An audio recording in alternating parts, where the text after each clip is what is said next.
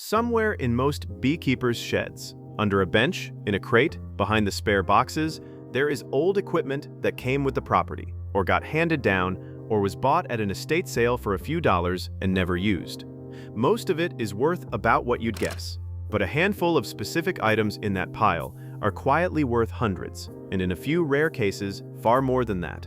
And the reason almost nobody realizes it is that collectors in this category are rare. The knowledge is scattered, and beekeepers throw this stuff out constantly. Here's the full story. Let me start by being straight with you, because there is a lot of nonsense on the internet about old tools being secret treasure. Most vintage beekeeping equipment is not worth a fortune. A common old bee smoker, the kind with the tin barrel and the leather bellows that turns up at every farm auction, typically sells for somewhere between $10 and $50. That is the honest number. There is a well-known beekeeping podcast where the hosts joke that you can buy an old smoker in an antique store for about the price of a week's groceries, and that at $10 with all its parts, they'd take two. That is the reality for the bulk of what is sitting in sheds. So why is this video worth your time? Because that reality is exactly what creates the opportunity.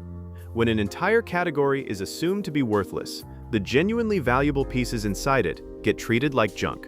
They get scrapped, painted, repaired badly, or hauled to the dump alongside the rusted-out common stuff. A collector who knows this category can walk an estate sale and find the one item in 100 that matters, sitting in a box marked $5. There is a line in an article about a South Dakota farm museum that stuck with me. Vintage beekeeping equipment is scarce today, and many collectors have little knowledge of the category. Read that twice. The supply is thin, and even the people who buy and sell antiques largely do not know what they are looking at. That combination, scarce and poorly understood, is precisely the condition under which valuable things get sold for nothing. So the goal here is not to convince you that your smoker is a lottery ticket.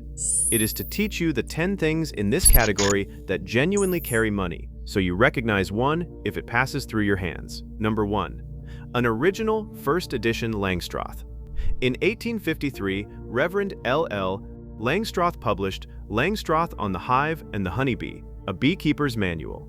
That book contains the discovery of bee space and the movable frame hive, the invention essentially every hive in the Western world still descends from. It has gone through more than 40 editions since, and reprints and later editions are common and cheap, in the range of $15 to $30. But a genuine 1853 first printing is a landmark book in agricultural history and belongs in a completely different price category. The trap is that the later editions look superficially similar and are worth ordinary money. The date and the publisher on the title page are everything. Number 2.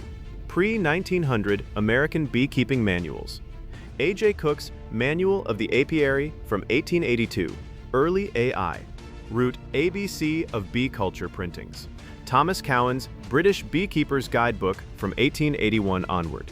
These early agricultural manuals, original printings, not reprints, carry real collector interest, especially with intact illustrated plates. 19th century engravings in these books are often lovely, and books get broken up and sold as prints, which makes complete intact copies scarcer every year. Number 3. A maker-marked antique extractor. The tin and galvanized hand-crank honey extractors from the late 1800s and early 1900s are the big-ticket, physical item in this category. Look for names: Cowan's Rapid Extractor, an AI root company of Medina, Ohio. Extractors first came on the market around 1875, so a genuine early one is now around 150 years old. Condition and completeness drive the price enormously. The crank, the gearing, the original tap, the frame baskets. A complete, identifiable, early maker-marked extractor is worth serious money to the right buyer. A rusted-through anonymous tub is scrap. Number 4. Honey advertising tins and trade signs. This is the sleeper category, and it is where the real money quietly lives. Advertising collectibles are a huge, mature, well-funded market, far bigger and better capitalized than beekeeping collectibles.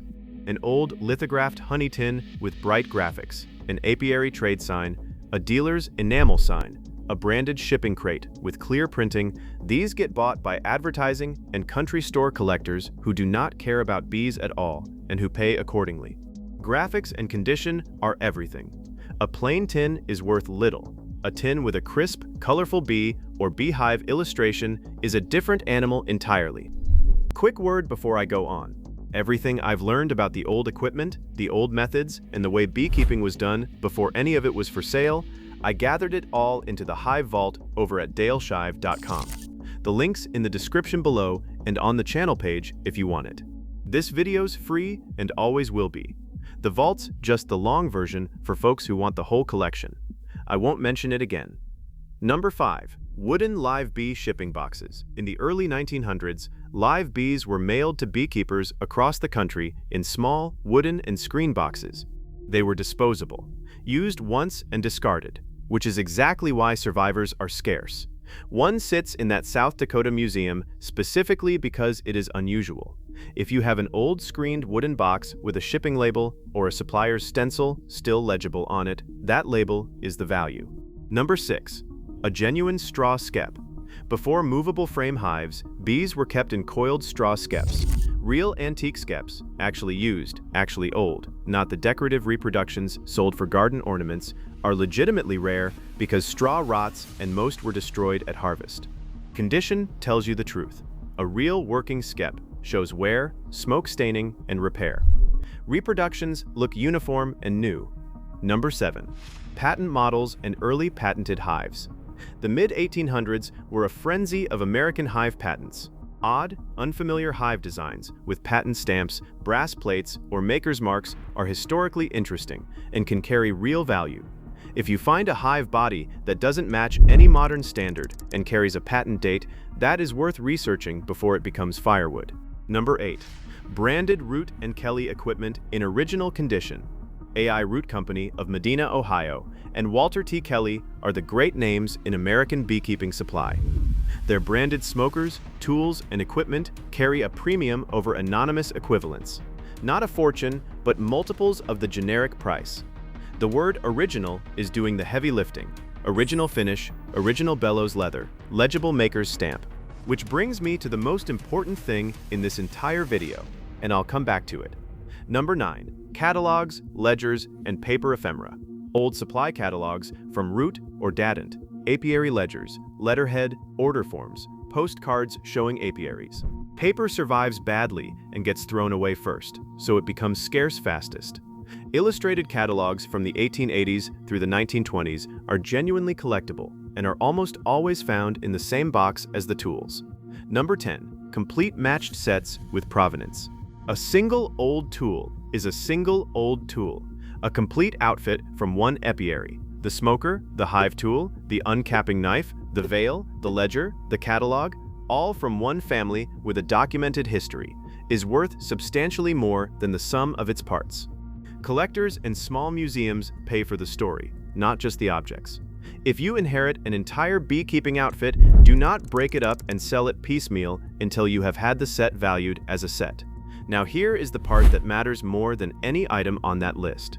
The single fastest way to destroy the value of an old tool is to restore it. Repainting a smoker, replacing the bellows leather, wire brushing an extractor down to bare metal, sanding a patina off. Every one of those steps can take an item from collectible to ordinary. Collectors pay for original surface. That dull, aged, imperfect finish is the thing they are buying. If you find something you think might matter, stop. Clean it gently, at most, and get it looked at before you touch it with a tool or a brush.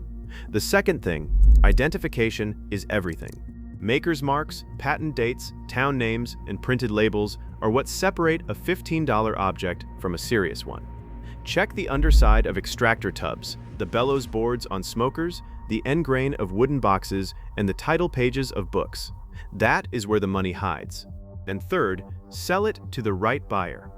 Beekeeping collectibles sold to a general antique dealer get general antique prices. The same object put in front of a beekeeping historian, a country store advertising collector, or a specialist auction can bring several times as much. The scarcity of knowledge in this category cuts both ways. It means you can find things cheap, and it means you can sell things cheap by accident. So go look in the shed. Realistically, the smoker is worth $20 and the old hive bodies are worth nothing. But check the title page of any old book. Check for a maker's name on the extractor.